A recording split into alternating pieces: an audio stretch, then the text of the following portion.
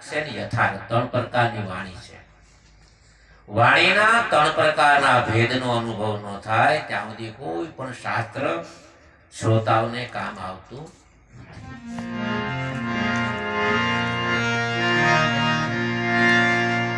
ચેપક તો એને કહેવાય કે ખાલી નજીક લાવવા પૂરતી. સગર રાજાના 60,000 પુત્રોની કથા છે.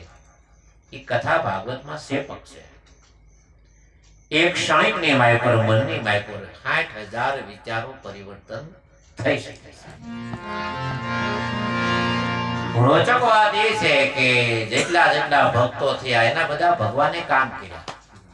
પછી નરસિંહ મહેતા હોય તો મહાવીર પૂરે, સગાળશા હોય તો એનું કામ કરે, હરિચંદ્ર હોય તો એનું કામ કરે, નળ દમયંતી હોય તો એનું કામ કરે. જેવા સાધકોને જ્યાં ભીડ પડી ત્યાં ભગવાને કાર્ય કર્યા. એ બધી કથા રોચક છે. નજીક લાવવા માટે કોઈ બાળક નાનું હોય, બાળ મંદિરે જાતું ન હોય તો એને ચોકલેટ અપાય, કોઈ પણ વસ્તુ એને અપાય. એ ભાવથી ચોકલેટ આપો એટલે બાળ મંદિર વયું જાય. પણ પછી એનું બાળક પાછું 18 વર્ષનું થાય, કોલેજ કરતું હોય ત્યારે પછી એને ચોકલેટની જરૂર ન પડે. ત્યારે તો પછી એના ગ્રંથો વિદ્યાર્થી આદિ બધી જરૂર પડે. એવા કર્મકાંડમાંથી ઉપવાસનાથી જ્ઞાનમાં મારે તમારે એક દિવસ ને આજ નહીં તો કાલ, કાલ નહીં તો કારણ ના ભૂતો ના ભવિષ્યતિ ઠીક થઈ જાય આત્મ. એના માટે એક જ ઉપાય છે ગીતામાં, કેવલ આત્મજ્ઞાન. એવું ન હોય તો હું તમને એક નાનો એવો પ્રસંગ કહું. ભગવાન કૃષ્ણ જ્યારે હતા ત્યારે દંતવર્ક, શિશુપાલ, ભૂરી સર્વા, અશ્વસ્થામા, કર્ણ, વિકર્ણ આ બધા અધાસુર, ધેનુકાસુર, બકાસુર આદિ બધા તમામ ભગવાનની સાથે 65 વર્ષ રહ્યા છે. કોઈની વાણી નથી, વર્તન કે વ્યવહારમાં ક્યાંય પરિવર્તન નથી આવ્યું. દુર્યોધનમાં ક્યાંય 2-5 થી ભગવાન ભેગા નથી રહ્યા, 65 વર્ષ રહ્યા છે.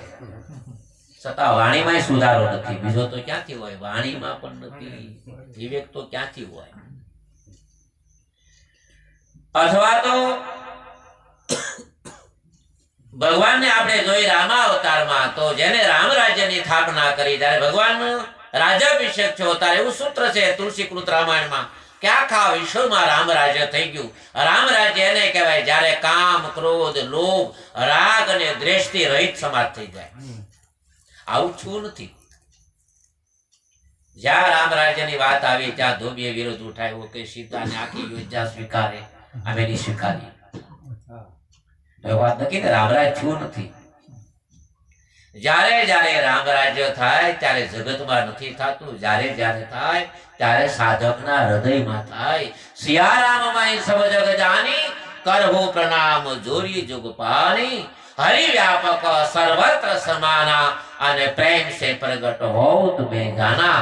આપની દૃષ્ટિમાં કામ તો આખા જગતમાં કામ, આપણી વિચારમાં લોભ તો આખા વિશ્વમાં લોભ, આપણા અંતઃકરણની માયકોર ચેતનાની માયકોર પ્રેમ તો આખા વિશ્વમાં પ્રેમ.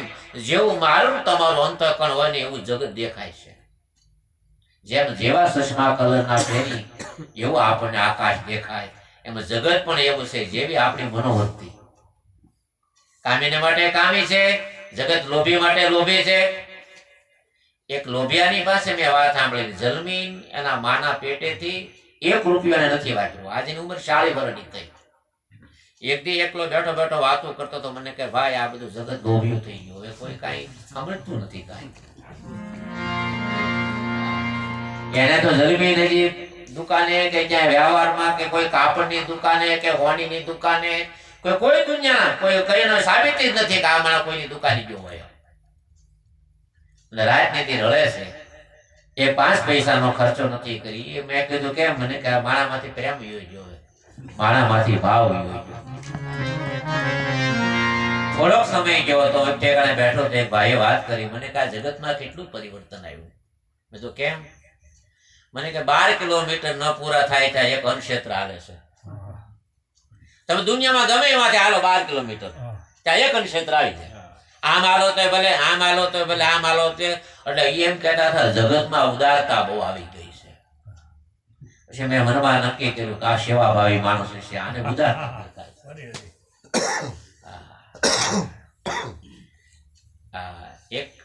ભગત હતા અમારા ગામની માયપુર. એ ભગત મારી પાસે આવ્યા, મને કાલે મારા